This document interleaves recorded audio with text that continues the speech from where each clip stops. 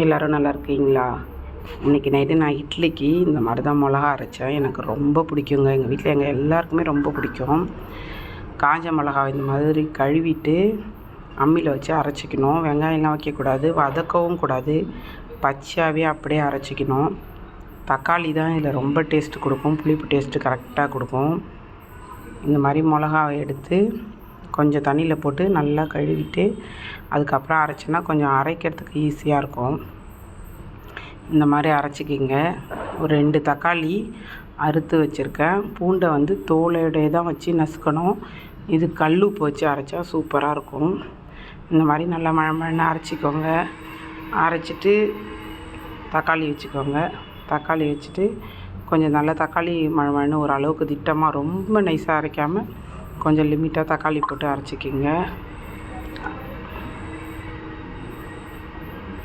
அதுக்கப்புறம் பூண்டு வச்சு உப்பு வச்சு நல்லா அரைச்சி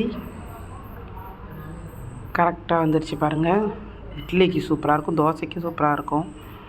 நாங்கள் இதான் சாப்பிடுவோமே, சூப்பராக இருக்கும். இப்போ தான் தக்காளி வெங்காயம்லாம் வச்சு சட்னி அரைக்கிறது பிள்ளைங்களுக்கு. காரம் அப்படின்ட்டு இது காரம்லாம் போடாதுங்க, காரம் கம்மியான மிளகா தான். அப்படியே வழித்து தாளிக்கலாம் கூடாது. அப்படியே நல்லெண்ணெய், எந்த எண்ணெய் இருந்தாலும் ஊற்றிக்கலாம், நம்ம இஷ்டம்தான். நான் வந்து நல்லெண்ணெய் ஊற்றிக்கினேன்.